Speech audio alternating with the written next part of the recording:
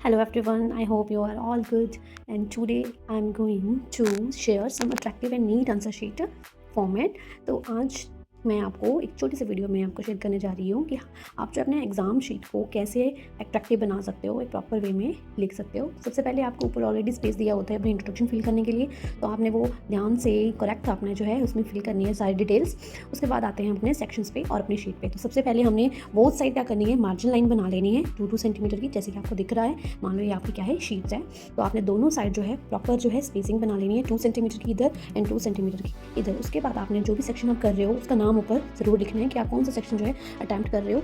आपने ये bold letters में, कैपिटल लेटर्स में इसको फिल कर सकते हो। उसके बाद भी आपने क्या करना है, इसमें जो है एक लाइन जो है वेकेंट छोड़नी है।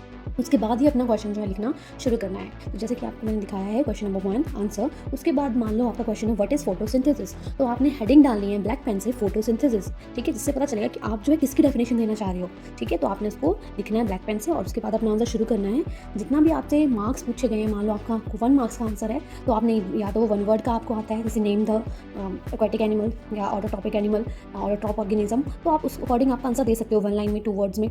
ठीक है, तो जैसे इसमें डेफिनेशन पूछी है तो आपको एटलीस्ट 2 लाइन में ये डेफिनेशन देनी है। तो photosynthesis is a process by which green plants prepare their own food with the help of sunlight. तो इसमें मैंने क्या किया है, आप देख सकते हो, मैंने ग्रीन प्लांट्स को अंडरलाइन किया है, देयर ओन फूड इसको भी मैंने अंडरलाइन किया है। आप सनलाइट को भी यहाँ पे अंडरलाइन कर सकते हो, क्योंकि ये जो है इसके मेन पॉइंट्स है। तो आपको आंसर में भी क्या करना है, जो भी मेन पॉइंट्स लगते हैं आपको कि ये जो है आंसर को बता रहा है, कि क्वेश्चन के आंसर को बिल्कुल अच्छे से बता रहा है, तो आपको वो भी इसमें अंडरलाइन करना है। ठीक है, जैसे आपका फर्स्ट क्वेश्चन अटैम्प्ट हो रहा है, उसके बाद आपने एक लाइन वेकेंट छोड़नी है। आप 2 भी छोड़ सकते हो।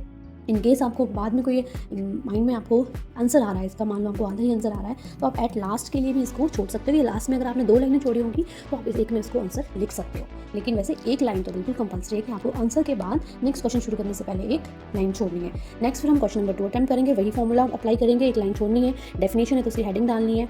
ठीक है, उसके बाद अगर एग्जाम्पल भी पूछे हैं, इसके बाद अगर एग्जाम्पल भी पूछे होते फोटोसिंथेसिस कौन से प्लांट्स करते हैं, ठीक है, कौन कौन सी चीज़ों से करते हैं, उसकी लिस्ट भी अगर आपसे क्वेश्चन में पूछी गई है तो आप यहाँ पे उसकी लिस्ट बना के पॉइंट्स में उसको लिख सकते हो। ठीक है, तो ये हमारा हो गया कि हमने कैसे करना है। जैसे हमारा सेक्शन कंप्लीट होता है, now we are going to next section, section B. तो उसके पहले भी हमने एक लाइन छोड़नी है और उसके बाद भी एक लाइन छोड़नी है। इसको अगेन हम बोल्ड में लिखेंगे, कैपिटल्स में लिखेंगे। हो सके आप उसमें क्लाउड बना दो, लेकिन सेम पेन से, कोई कलर पेन यूज़ नहीं करनी है। ब्लैक पेन यूज़ कर रहे हो हेडिंग के लिए तो आपने ब्लैक से ही वो कर देना, या ब्लू से भी कर सकते हो टू मेक इट अट्रैक्टिव।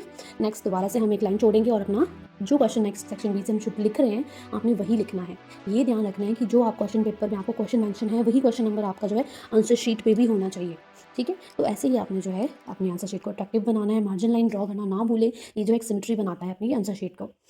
उसके बाद मैं कुछ जो प्रेजेंटेशन के टिप्स है वो शेयर करने जा रही हूँ। आपने जो है आंसर्स जो हैं सारे के सारे जो आंसर्स होंगे वो आपने सिर्फ और सिर्फ ब्लू पेन से ही लिखने हैं। ब्लैक पेन आपने सिर्फ हेडिंग्स के लिए यूज़ करना है, जैसे सेक्शन बी, सेक्शन ए, या आपने क्वेश्चन लिख रहे हो तब आपने ब्लैक पेन यूज़ करना है। बाकी आपने जो आंसर लिखना है वो ब्लू पेन से ही लिखना है। उसके बाद राइट नीटली, आपकी राइटिंग जो है बहुत सुंदर होनी चाहिए। ठीक है, आपने जो भी आप कर्सिव में लिखते हो या रनिंग राइटिंग में लिखते हो, आपने उसको बहुत अच्छे से लिखना है।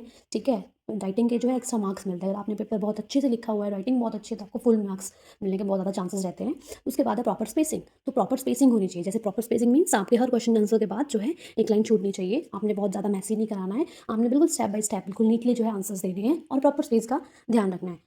उसके बाद अंडरलाइन इंपॉर्टेंट वर्ड्स, जो मैंने बताया, जो भी आपको कोई ऑथर का नाम है, चैप्टर का नाम है, साइंटिस्ट का नाम है, उसको ज़रूर अंडरलाइन करना है। ठीक है, या एग्जाम्पल है उसके, तो उसको भी ज़रूर अंडरलाइन करना है। इससे जो हमारा जो शीट है, आंसर शीट है, वो बहुत ज़्यादा अट्रैक्टिव बनती है। उसके बाद जो हमारा last one of the least, over writing and cutting. बहुत से बच्चे ओवर राइटिंग करते हैं, तो आपने ओवर राइटिंग अवॉइड करना है, कटिंग को भी अवॉइड करना है।